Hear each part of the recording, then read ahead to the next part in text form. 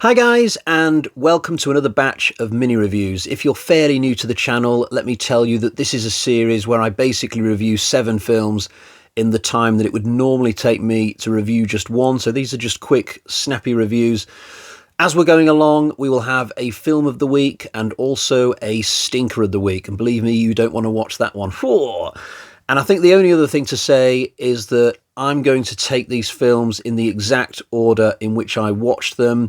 There's no bias in terms of the order. This is not a best to worst or anything like that. Like I said, it's going to be in the order that I watched the movies, both at the end of last year and at the beginning of this year. So with all that said, let's dive in, and we will start with this one. First up, we have Wrath of Becky. So when I did my previous mini reviews back in November, I covered the first Becky, and I thoroughly enjoyed it. It's a film about a young 12-year-old girl who takes on some bad guys in the woods at her parents' holiday home. And most crucially with that film, it never felt like Becky was being given an easy ride due to the ineptness of the villains. There were no scenes where bad guys conveniently slip on banana skins just to give Becky a chance, as is what might happen in a typical Home Alone movie, say. But I gave that film 4 out of 5, and I eagerly hunted out the sequel not long after, and I'm pleased to announce that The Wrath of Becky is even better, actually.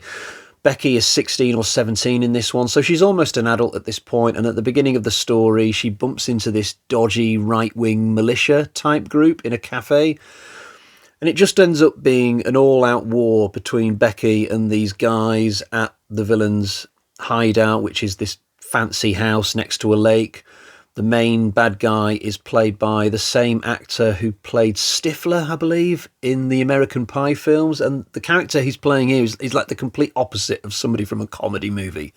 This guy is extremely vicious. So very talented actor, but the film is just so much fun. Great kills, great action. I was absolutely on the edge of my seat from the minute that this conflict sprung up in the movie, and I had a big smile on my face at the end of the film. Such a stylish film as well. If they end up doing a third one of these, I would absolutely love it. And I don't know if these are films that get cinematic releases, but I definitely see this at the cinema. 4.5 out of 5 for The Wrath of Becky, and quite unbelievably, actually, it doesn't quite win Film of the Week. Next up, we have The Great Alligator River. This is the first of several golden oldies I've chucked into the lineup this time, with decidedly mixed results. And unfortunately, this particular film is our stinker of the week. I thought I would really like this for 2 reasons. Firstly, it's an alligator horror film, and I'm particularly fond of that subgenre. Secondly, this has got Barbara back in it. I've always loved Barbara. She looks stunning in The Spy Who Loved Me as Triple X. It was with great amazement, actually, that I realised just before watching this film that I'd not actually seen back in anything but The Spy Who Loved Me. And I've seen that like 25 to 30 times. So this was my second Barbara back film, about 40 years after I saw her for the first time. But this film does not make the most of her talents at all. I watched this just before Christmas, and I can hardly remember anything about it now at all. It's so bland and boring. Part of the problem is the fact that the quality of the upload I was watching wasn't particularly great. The sound mix wasn't great, if I recall, and the picture quality was only passable. It was just about watchable, but these things do matter ultimately, especially if it's a film that you're only kind of on the fence about and you're not enjoying all that much. There's just not a lot of great content in this film. I can't even remember a single moment where I looked at the screen and thought, whoa, Barbara looks great stood next to that river. I don't even remember any moments like that. I just don't think they even used her very well. So this was a bit of a letdown. I wouldn't particularly advise it. I'm only going to give it 1.5 out of 5 for a score, although it is free to watch. It's not like you'd have to pay any money, so make your own mind up, but I certainly don't recommend it. Like I said, stinker of the week. Next up, we have Influencers, the sequel to Influencer. So this is our second sequel of the video so far. I loved the first of these. When it came out back in 2022, it just blew me away. Absolute masterpiece of a movie, in my opinion. It featured one of the best villains I've seen in the last 10 to 20 years. She was absolutely fantastic.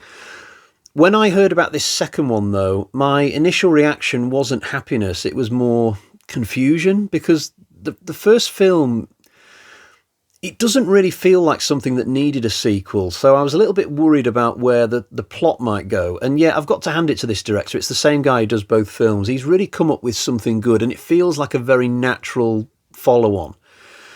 I'm not going to dive into the plot here. I'm just going to say, and trust me on this one, check both of these films out. The second one is not quite on the level of the first, but given how good the first one is, I'm amazed that this guy could make something that even comes close to the first one, and yet he kind of has. I just love these characters. These two characters who return from the first movie, CW and Madison, they're very well thought out people, especially the villain of the two. And it's just a wonderful film, very stylish, great music. It's not quite as good soundtrack-wise as the first one, but it's a sequel that feels a lot different from the first one. It definitely feels like it was worth making. It's not just rehashing the same idea from the first time around. And actually, after watching the second one, I'm more in anticipation of a potential third than I was at the end of the first one about getting a sequel. It's just the way that both films are left, kind of a thing. But if this does turn out to be the last one, I think you still get a reasonable ending. And wow, just what a pair of movies, honestly. But this second one that we're talking about here, Influencers, 4.5 out of 5, which is the same score I gave Wrath of Becky, but just on instinct, I think I preferred Influencers a little bit more. Next up, we have Shivers from 1975. This was my first David Cronenberg film since watching The Fly back when I was about 10 years old. I liked The Fly.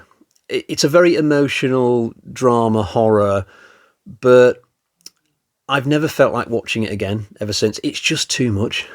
And I've never fancied any of Cronenberg's other films either. Like, occasionally I've looked at the plot synopses of things like Videodrome and Scanners. I've just never fancied them. But I got persuaded into watching this.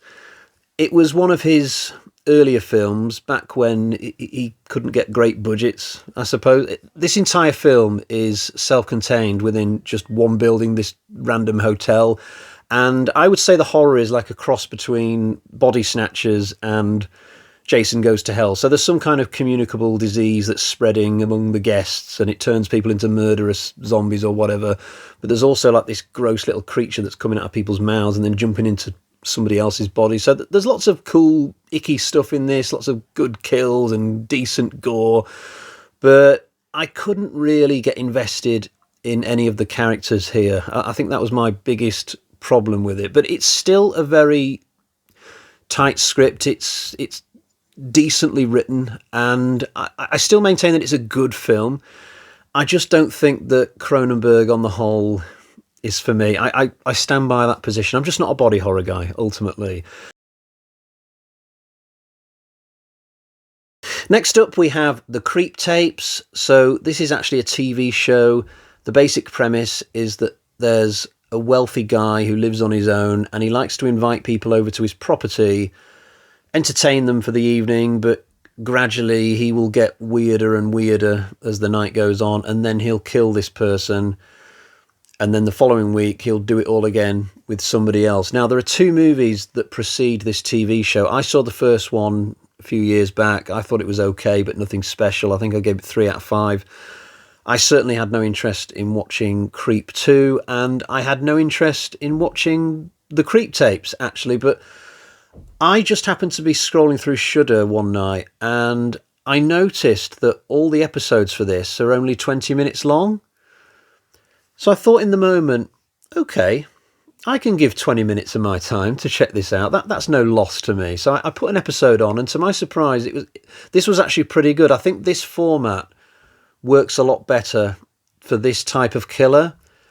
I think one of the problems with the first movie is that there's just too much filler there, that there's not much happening for the longest time. But with each episode having a different victim, if you like, things just get to the point a lot quicker. There's no dead air. It's a lot more fun. So I watched my first episode, and then the following night I watched another episode. Then I realised that I was accidentally watching the season 2 episodes, which is not ideal. You're supposed to start from the beginning, right?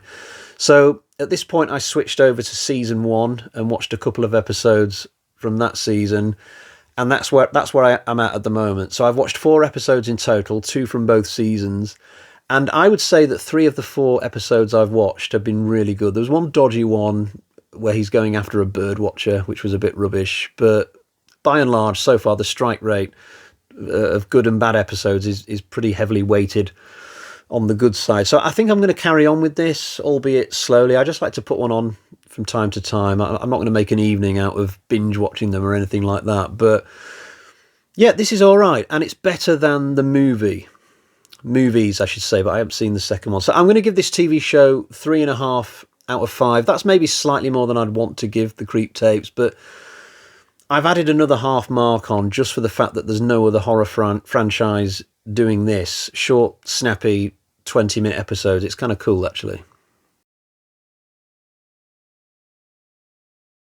Next up, we have Re-Animator from the 80s. Now, I believe this is quite a well-known horror film, but I only saw it for the first time at the weekend. I kind of got railroaded into it. So this is a bit of a contemporary take on Frankenstein, you might say. There's a medical student bringing people back to life because he's got some kind of green liquid, and if he injects it into the dead body within 10 or 12 minutes of the person dying, then he can bring that person back to life, albeit with mixed results. And of course, this guy gets a lot more than he bargained for with this endeavour. The trouble with this film and me is that I sat there watching it just wishing I was watching one of the old Frankenstein films with Peter Cushing instead. Plus, this film has a bit of a Return of the Living Dead type tone. You know when an 80s film kind of starts to drift towards the whole black comedy type angle. That's just not for me, really. And the main character, what an insufferable bore. There's just not really much personality in him. Now, I will give the film some credit. It's got a very good villain. And the final 10 or 15 minutes, which get very chaotic, I did enjoy that section of the movie. So it finishes strongly, this. But for a lot of it, I just wasn't really into it. I'm going to give this 2.5 out of 5, which is my average score. But I've certainly got no interest in watching the sequel, which I believe is called Bride of Re-Animator. Although how the hell this guy ever gets a girlfriend with his lackluster personality, I will never... Actually, I do know how he does it. He'll probably just bring a woman back to life, right? And that's that's his woman, that's his bride. Yeah, I've guessed the plot of the second movie already, but I'm going to try and not watch it for the rest of my life. Finally today we have Type Till You Bleed, which is actually a short film. It's only 20 minutes long, but I'm including it in this video because it's extremely good. So this was made by a couple of guys who actually run a YouTube channel that I really like. It's called Valverde Broadcasting. They do things like movie commentaries, that type of stuff, albeit they've not been particularly active recently. But one thing they have done is this movie. So they got together, made this thing, but it's really professionally produced. Like when you're watching it, you just feel like you're watching something normal that you'd see on the TV. It doesn't feel like an amateur production. So to give you an idea of the plot, there's this guy who gets this night watchman job in a retro arcade. So he's protecting the place from burglars overnight, obviously, but there's this one machine in there that's Russian, and there's something dodgy about this particular arcade machine. And I'm not going to take the plot any further, but this is a really good horror short, and it's got a cracking ending, really good soundtrack, and I just liked it a lot. Honestly, check it out. I'm going to give this 4 out of 5, But it was damn good, and I hope these guys make more movies, whether they be short ones or long ones, because I liked this a lot. Right, well, we will end the video there. Just to recap, the film of the week is Influencers, but it's a sequel, so if you haven't seen any of the Influencer movies, watch the first one first. Also, highly recommended The Wrath of Becky and Type Till You Bleed. And the stinker of the week is The Great Alligator River. Do not watch that one. Right, I'll leave it there. Catch you all again next time. Bye-bye.